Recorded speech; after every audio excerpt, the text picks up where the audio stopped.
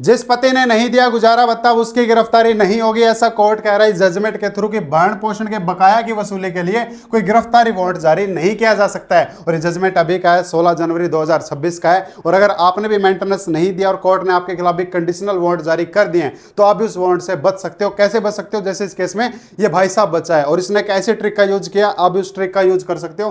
क्या जान लेते हैं, देखो स्टार्टिंग से। इस केस में हस्बैंड के खिलाफ जो है अरेस्ट वारंट जारी कर दिए थे और उसकी प्रॉपर्टी पे कब्जा करने के लिए वारंट जारी कर दिए थे। लेकिन उसने क्या किया जी, 528 के तहत में, ये जो अपना नया कानून है ना BNSS की सेक्शन 528 के तहत में हाई कोर्ट में क्या लगाया? आवेदन लगाया। क्यों आवेदन लगाया? क्योंकि सेक्शन 128 जो होता है CRPC, उसके तहत में कोर्ट क्या कर सकती है, जो पति अपनी पत्नी को मेंटेनेंस नहीं देता है तो फिर उसकी प्रॉपर्टी पे कब्जा करने के लिए कोर्ट 128 के तहत में क्या कर सकती है? आदेश दे सकती है। वही आदेश यहां पे दिया गया था और उस आदेश को रुकवाने के लिए क्या किया इसने? 528 का यूज किया है कि पारित आवेदकों के खिलाफ भरण पोषण के बकाया की वसूली के लिए आवेदक के खिलाफ वसूली और गिरफ्तारी वारंट जारी किया है, उसको रुकवाने के लिए, उसको बंद करवाने के लिए 528 की इसने एप्लीकेशन लगाई है। अब इनके वकील साहब ने क्या तर्क दिया वो देख लेते हैं। आवेदक के विद्वान, आवेदक कौन है? यहाँ पे हस्बैंड है। इसके वकील का कहना है कि CRPC की धारा 125 के तहत आवेदक के खिलाफ पारित एक आदेश के अनुसार CRPC की धारा 128 के तहत कार्रवाई में आवेदकों के खिलाफ वसूली और गिरफ्तारी वारंट जारी किए गए हैं। 128 के तहत में वारंट जारी किए गए क्योंकि उसने 125 का क्या नहीं दिया? मेंटेनेंस नहीं दिया। अब उन्होंने कहा कि एक जजमेंट आई थी 2021 की सुप्रीम कोर्ट की, रजनीश वर्सेस नेहा, उसके अंदर जो प्रावधान बताए गए हैं उन प्रावधानों को लागू किया जा सकता है, उनके निर्देशों को ध्यान में रखते हुए लागू किया जा सकता है। यहां पे क्या निर्देश दिए? यहां पे निर्देश ये दिए कि एक पति को क्या नहीं किया जा सकता जी? अरेस्ट नहीं किया जा सकता मेंटेनेंस के केस में। क्यों नहीं किया जा सकता वो आगे देख लेते हैं। अब विद्वान यहां पे लड़की के एडवोकेट साहब ने क्या कहा? किस न्यायालय ने 2024 के आपराधिक पुनरीक्षण संख्या में पारित आदेशों के माध्यम से आवेदक को इस शर्त के अधीन सुरक्षा प्रदान की थी कि वे विपरीत पक्ष नंबर 2 को प्रति माह 10,000 रुपए और विपरीत पक्ष नंबर 3 यानी कि बच्चे को 5,000 रुपए।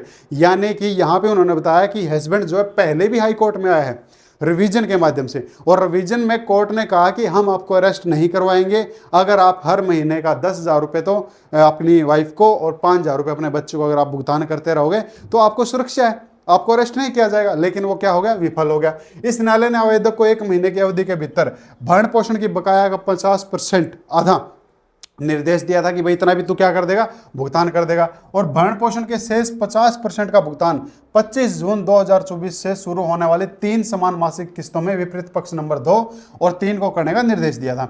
यह भी निर्देश दिया गया था कि उस भुगतान में चूक के मामले में 10% ब्याज के साथ बकाया राशि की वसूली करने के लिए स्वतंत्र होंगे। अब लड़की के एडवोकेट साहब किसको बता रहे हैं? हाई कोर्ट को बता रहे हैं कि यहाँ पे पुनरीक्षण की जो इसकी एप्लीकेशन थी तब इसको ये आदेश दिए गए थे, पर ये क्या हो गया? विफल हो गया। कैसे विफल हो गया?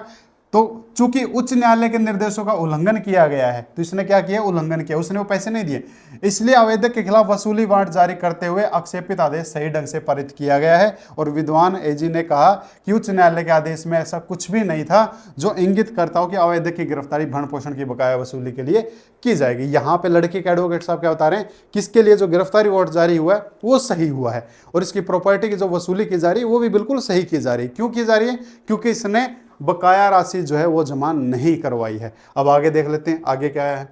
तो यहाँ पे हमने लड़के पक्ष की बात भी सुन ली और लड़की पक्ष की भी सुन ली। अब इस कोर्ट की ओर सुन लेते हैं, इस कोर्ट ने क्या डिसीजन लिया।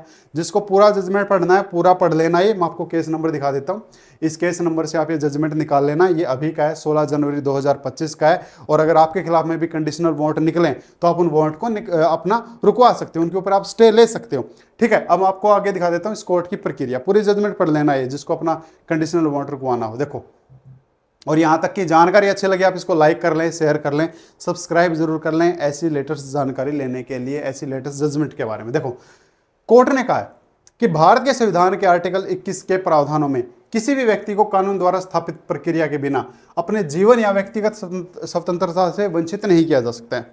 हर व्यक्ति को अपना जिंदगी जीने का अधिकार है। आर्टिकल 21 हमको सबको ये अधिकार देता है। और 21 एक पवित्र है और हमारे संविधान की मूल संरचना बनाता है। किसी व्यक्ति को इस प्रकार दिए गए मौलिक अधिकार को किसी भी तरह से कानून द्वारा प्रदान किए गए तरीके को छोड़कर किसी भी तरह से संक्षिप्त नहीं किया जा सकता है, न ही न्यायालय द्वारा कानून की गलतफहमी पर।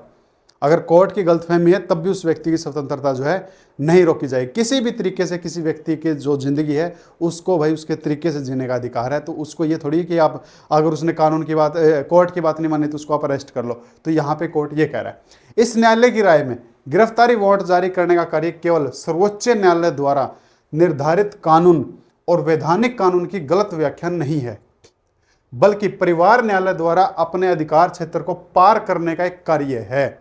यानी कि जो कोर्ट जो गिरफ्तार करने का जो आदेश देती है ना, वो क्या कर रही है? परिवार न्यायालय द्वारा अपने अधिकार क्षेत्र को पार करने का एक कार्य है। तो फैमिली कोर्ट अगर गिरफ्तारी वारंट जारी कर रही है तो मतलब वो अपनी पावर से हद के बाहर जा रही है। हालांकि यहाँ पे ना तो किसी कानून के अंदर कोई गिरफ्तारी का प्रावधान है और ना ही सुप्रीम कोर्ट की किसी जजमेंट के अंदर इसका प्रावधान है, और फिर भी अगर फैमिली कोर्ट अगर किसी को गिरफ्तार करने का वारंट जारी कर रही है मतलब उसने क्या कर दी? हद पार कर दी, जो पूरी तरह से अवैध है। ये कोर्ट कह रही है भाई, जो पूरी तरह से क्या है? इल्लीगल है। यानी कि उसकी गिरफ्तारी क्या है? इल्लीगल है। अगर फैमिली कोर्ट क्या कर रही है? फैमिली कोर्ट अगर कंडीशनल वारंट जारी कर रही है तो वो इल्लीगल है जी, अवैध है। एक व्यक्ति जो भरण पोषण का भुगतान करने के लिए उत्तरदायी है, यानी कि जो हस्बैंड होता है जिसको मेंटेनेंस देना ही है, और उससे उस व्यक्ति के रूप में नहीं माना जाना चाहिए कि जिसने अपराध किया है। उसने कोई क्राइम थोड़ी किया है, पर कोर्ट क्या मान लेती है? कोर्ट ये मान लेती है कि इसने क्राइम किया इसलिए इसके नाम का अरेस्ट वारंट निकाल दो, कंडीशनल वारंट निकाल दो। तो वो कोई अपराधी नहीं है, उसके ऊपर मेंटेनेंस का भार जरूर है पर वो अपराधी तो नहीं है। भरण पोषण के आदेशों को लागू करने में न्यायालय द्वारा अत्यधिक उत्साह में उनकी व्यक्तिगत गरिमा और स्वतंत्रता को कुचल नहीं दिया जा सकता है। तो कोर्ट अपने पावर में उनकी स्वतंत्रता को नहीं कुचल सकती है। आर्टिकल 21 का जिक्र क्यों किया इस जजमेंट के अंदर? इसीलिए क्या है ना, आर्टिकल 21 हर व्यक्ति को जिंदगी जीने का अधिकार देता है। अगर उसने मेंटेनेंस नहीं दिया तो फिर उसको अरेस्ट कर लो, है ना। तो ये क्या है? स्वतंत्रता को कुचलने नहीं दिया जा सकता भाई।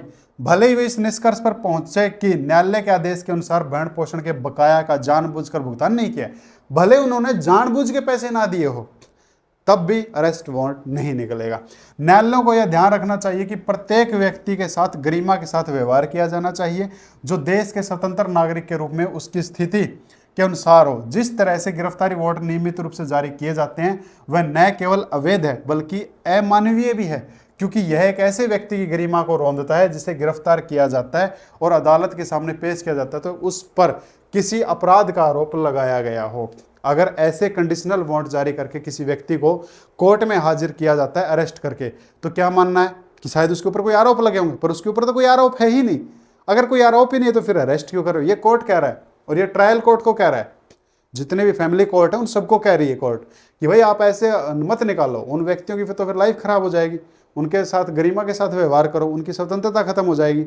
वो कोई अपराधी थोड़ी हैं, बस मेंटेनेंस ही नहीं दिया तो क्या अरेस्ट वारंट निकाल दोगे?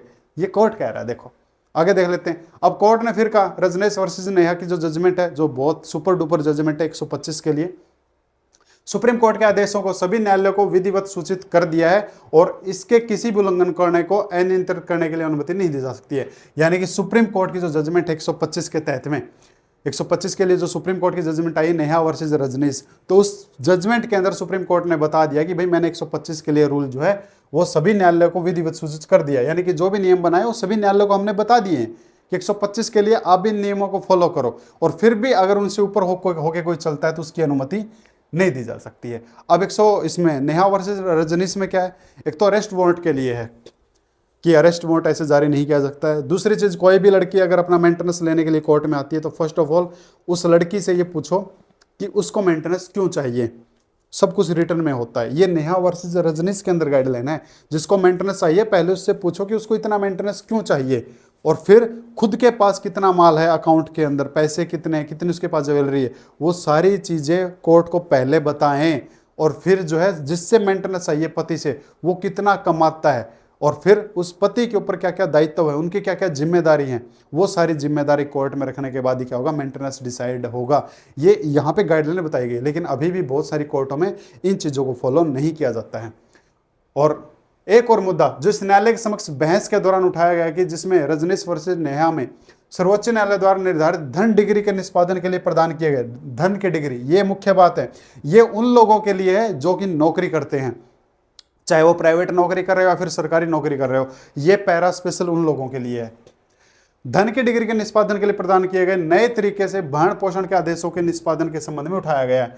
आवेदक के विद्वान वकील ने पैराग्राफ 132 में दिए गए निर्देशों पर भरोसा करते हुए, 132 नंबर पैरा कौन सा है, ये पैरा अगर पढ़ना है तो आप पढ़ो नेहा वर्सेस रजनीश की जजमेंट सुप्रीम कोर्ट की, उसका 132 नंबर पैरा पढ़ लो। जो अभी मैंने बात आपको बोली है वो उसका जवाब वहां पे है कि धारा 125(3) की सीआरपीसी के तहत प्रक्रिया का पालन नहीं किया जाना चाहिए, लेकिन सिविल प्रक्रिया संहिता के प्रावधान विशेष रूप से धारा 51, 55, 58 और 60 को आदेश सीपीसी के साथ पढ़ा जाना चाहिए। जो लोग नौकरी करते हैं, वेतन लेते हैं, सैलरी लेते हैं, अगर मेंटेनेंस नहीं दे रहे हैं तो उनसे मेंटेनेंस की वसूली करवाने के लिए 125 के 3 के आदेश नहीं दिए जाएंगे। उनका जो प्रोसीजर चलेगा वो चलेगा अकॉर्डिंग टू सीपीसी, और सीपीसी का सेक्शन 60 वहां पे लागू होता है। ये स्पेशल उन लोगों के लिए है जो नौकरी करते हैं, सरकारी, प्राइवेट, और अपनी पत्नी को मेंटेनेंस नहीं दे रहे हैं, तो उनसे कोर्ट वसूली नहीं करवा सकती है सीआरपीसी के अकॉर्डिंग।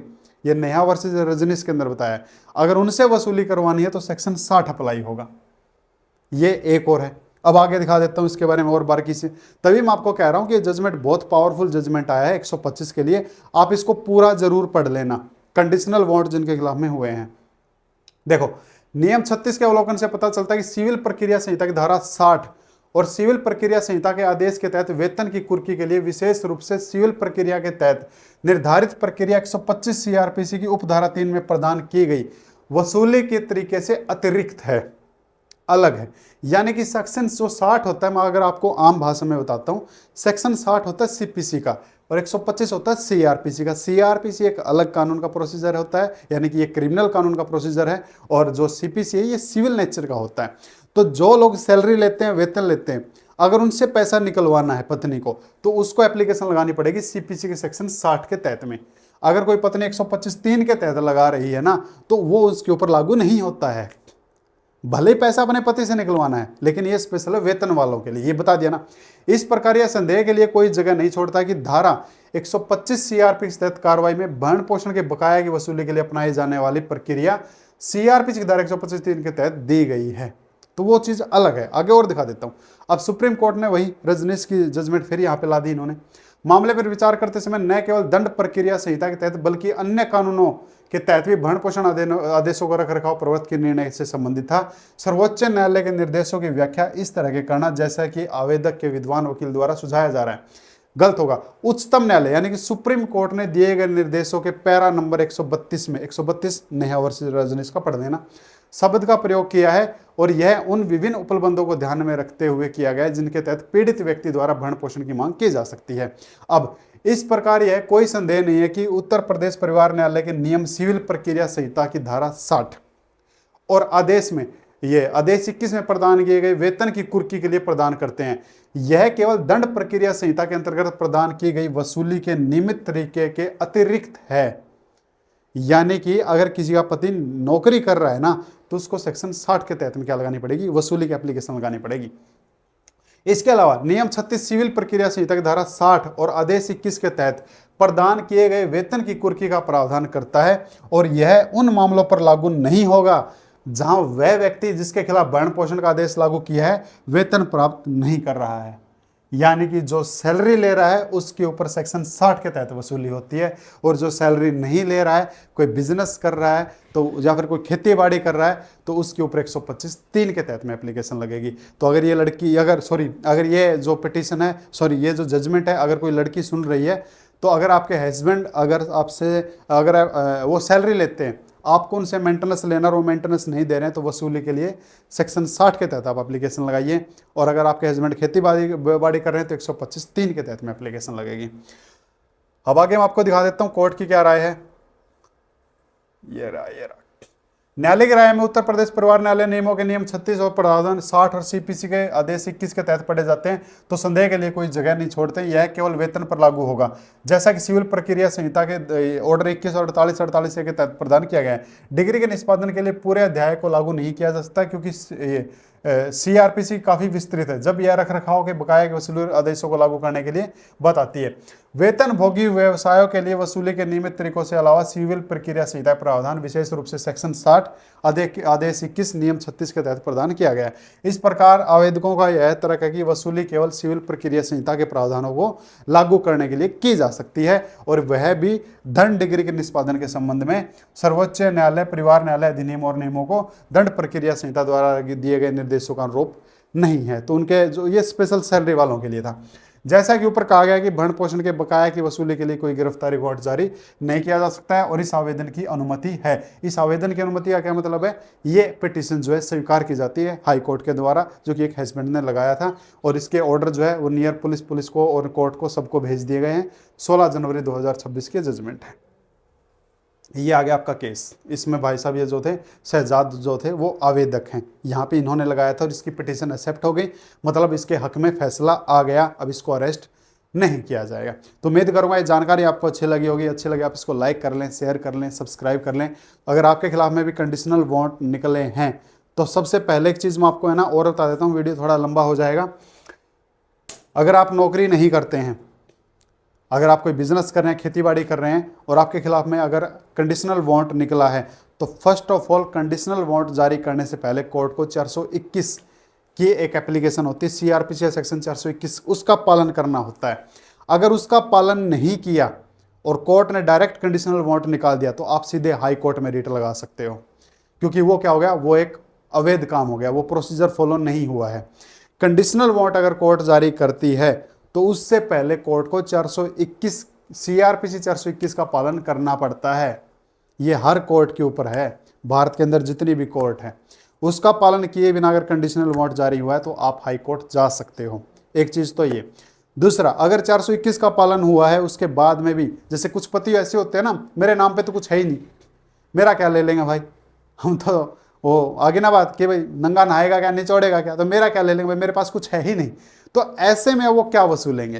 तो अगर ऐसे में भी अगर आपके खिलाफ में कंडीशनल वारंट निकल जाते हैं, अरेस्ट वारंट निकल जाते हैं क्योंकि आपके पास कुछ है नहीं, तो आप फिर हाई कोर्ट में जा सकते हो 528 के तहत में अपनी गिरफ्तारी को रुकवाने के लिए। और बहुत सारे तरीके होते हैं आपका कंडीशनल वारंट को रिजेक्ट करवाने के लिए। खैर ये वीडियो थोड़ा लंबा हो जाएगा, तो उम्मीद करूँगा ये जानकारी आपको अच्छी लगी होगी। अच्छी लगी तो आप इसको लाइक कर लें, शेयर कर लें, सब्सक्राइब कर लें। फिर मिलते हैं अदर किसी जजमेंट के साथ में, उसके साथ में जो आप चाहो और आप क्या चाहते हो। कमेंट बॉक्स खुला है। Thank you.